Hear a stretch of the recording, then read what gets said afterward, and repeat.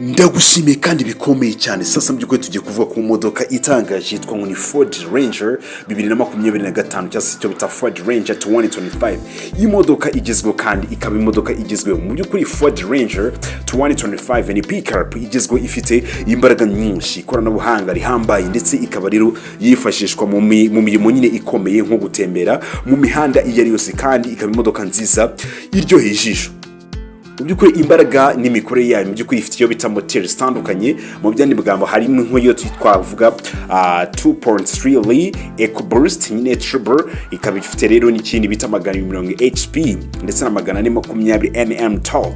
Ikaba ifite ikindi bita 3.0L V8 turbo diesel, ifite rero 150 HP ndetse na 600 Nm torque.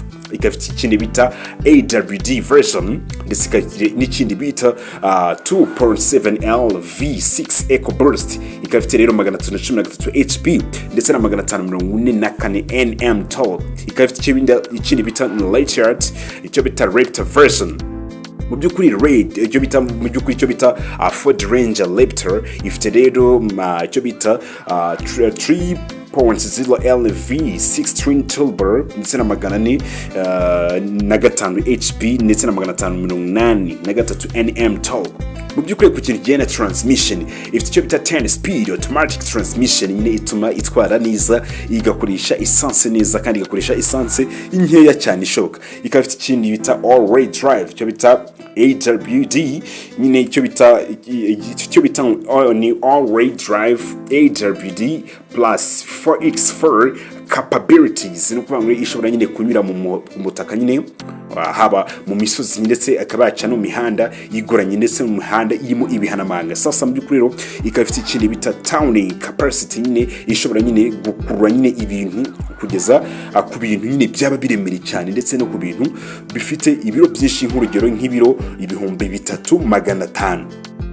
Sasa mbyukuri rero ikaba rero ifite icyo bita ikoranabuhanga nyine hanitse cyane, icyo bita ifite ekran nini ya nyine ya 12 touch screen nyine, icyo bita ikafite icyo bita signing for system nyine, ikafite bitwa ni Wears, Apple CarPlay and Android. Ikafite ibindi 360 icyo bita 360 camera system plus offload cameras. Ikafite ikindi bita ni digital instrument crystal ya 12.4. ikafite ikindi bita bang or off sound nyine sound system chapter left version. Nukuba ngo ikafite ikindi bita ni 40% connect cyangwa Wi-Fi and remote start. Ibyo byose ikari ibintu bigenda byongera kuba imodoka nze ikomeye cyane. Sasa muri ku kintu kijyanye n'umutekano hagazamo ikintu bita adaptive cruise control and icyo bita adaptive cruise control plus lane keeping assist. Ikafite bita blind spot monitoring plus trailer coverage. Ikafite ikindi bita ni pre-collision assist plus emergency braking. Ikafite ikindi bita ni iyariyo cross in traffic alert.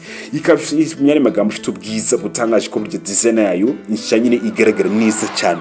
Sasa rero mu byukuri ikafite nyine imyanya nyine y'uruhu cyo bita ni leather seat, ikafite n'ikindi bita ni heated cyo bita ventilated seat.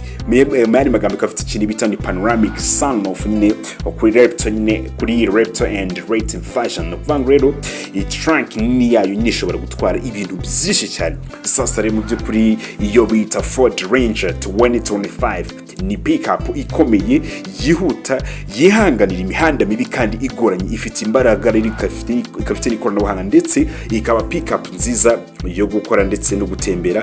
Iyo ushaka rero pickup biremekana yihanganira byose rero ugura iyo bita Ford Ranger 2025 niyo y'indobanure mu modoka zigerageza rwose gukora ibintu bihambaye ndetse no mihanda igoranye. Sasa mbyukuri ngiyo Ford Ranger 2025.